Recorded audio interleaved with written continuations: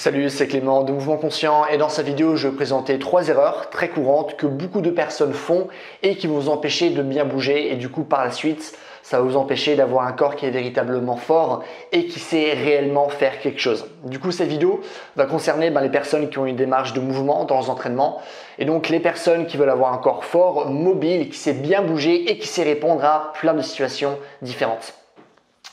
Alors la première erreur que je vois, c'est que finalement peu de personnes s'intéressent aux bases.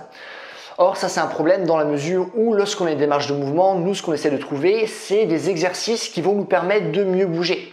Les exercices qui vont nous permettre d'ouvrir différentes portes vers l'acquisition d'autres mouvements. Parce qu'il n'y a pas tous les exercices qui vont vous permettre de mieux bouger. Vous prenez l'exemple du pec deck en musculation, c'est un exercice qui sert absolument à rien et qui ne va pas vous aider à mieux bouger.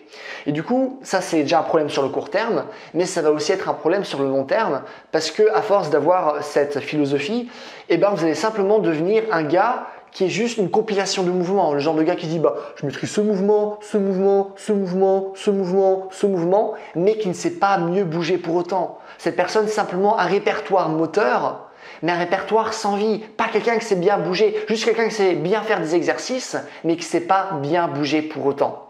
Raison pour laquelle c'est très important de se concentrer sur les bases. Par exemple, être capable de ramper à l'aide du laser crawl par exemple. Pourquoi? Parce que ramper, ça vous donne accès à l'espace du sol. Comme ça, vous savez l'utiliser. Or, peu de personnes utilisent ou savent utiliser cet espace. Ok? Du coup, ça c'est déjà une base. Une autre base, ça peut être par exemple être capable de rester en équilibre sur les mains.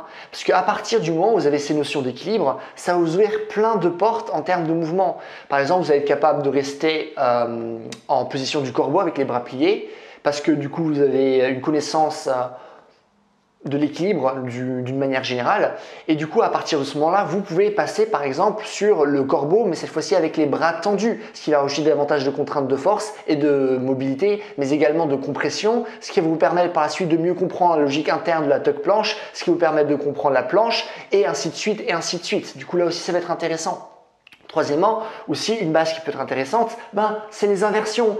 Être capable de pouvoir aller en inversion. Pourquoi? Parce que la plupart des gens n'ont pas accès à cet espace arrière. Ils n'ont pas le courage d'utiliser cet espace et n'ont tout simplement pas les capacités pour utiliser tout cet espace. Et du coup, ça veut dire que vous êtes simplement limité à l'espace que vous avez devant vous, ce qui n'est vraiment pas intéressant.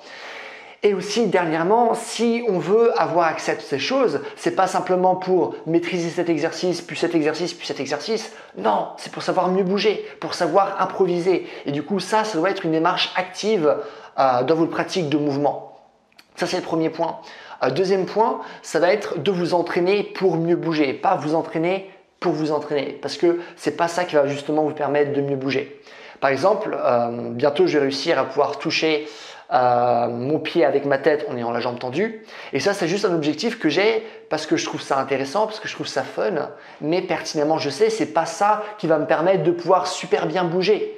Et du coup la plupart des gens malheureusement ont ce genre d'objectif, c'est-à-dire des exercices qui sont intéressants mais qui vont pas forcément vous permettre de mieux bouger. Et du coup, par exemple, si je sais faire des pistol squats, c'est pas être capable de faire des pistol squats juste pour être capable de faire des pistol squats, c'est maîtriser ce mouvement pour que ça puisse nous permettre finalement de mieux utiliser notre environnement, d'avoir accès à différentes portes et de pouvoir mieux bouger de manière générale. Ok? Ça c'est le deuxième point. Le troisième point, ça va être la différence entre un entraînement vers le mouvement et le mouvement en tant que tel.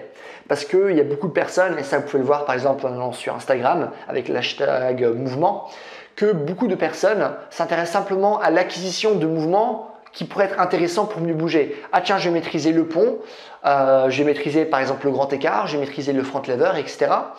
Mais c'est juste ça en fait, un entraînement pour le mouvement, mais finalement ces personnes ne bougent jamais parce que elles s'intéressent simplement finalement à l'acquisition des mouvements, mais vous les utilisez jamais. Du coup, c'est ok, je fais ces mouvements pour mieux bouger, mais finalement, tu l'utilises jamais. Du coup, tu bouges jamais. Il y a une différence entre s'entraîner pour bouger et réellement bouger. Du coup, à un moment donné, il faut retirer tous ces schémas de répétition, de série, de récupération, d'amplitude, d'angle ou de quoi que ce soit et simplement commencer à bouger parce que c'est ça le but. Le but, c'est pas passer toute sa vie à s'entraîner. Non, le but, c'est de pouvoir bouger, passer sa vie à bouger et pas simplement à s'entraîner.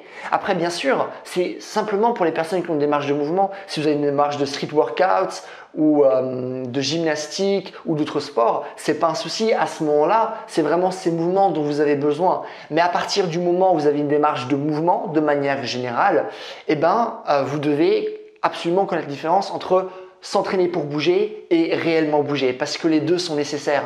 Et si on fait la première étape, c'est simplement pour avoir accès à cette deuxième étape qui est de bouger. Du coup, commencer à simplement bouger. Voilà pour cette vidéo. Du coup, c'était pas une vidéo super longue, mais néanmoins, je pense que c'est des choses très importantes à garder en tête et qu'on a tous tendance à oublier et à ne pas bien appliquer, moi y compris. Voilà. Bah écoutez, c'est tout pour cette vidéo. Si vous avez des questions sur le mouvement ou peut-être sur la force, la souplesse, quoi que ce soit, n'hésitez pas à me les mettre dans les commentaires. Je réponds à tout le monde comme d'habitude. Si vous avez aimé la vidéo, n'hésitez pas à me mettre un j'aime, comme ça elle sera mieux répertoriée. Et du coup, par la suite, j'aurai plus de vues et plus d'abonnés, ce qui est cool pour moi. Aussi, dernièrement, je vais vous dire que j'ai plus de place pour les coachings. Du coup, je ne prendrai pas de nouveaux clients avant juillet, un truc comme ça. Du coup, pas besoin de me renvoyer des demandes. Du coup, j'ai plus de place. Néanmoins, si vous voulez apprendre à mieux bouger, justement, si vous voulez apprendre à développer votre force, votre souplesse, à développer des mouvements qui vont réellement vous ouvrir des portes, vous pouvez toujours aller voir sur mon programme en ligne, ce qui est sur mon site. C'est le premier que vous allez trouver dans la description. Et c'est tout. Passez une bonne journée. Bye.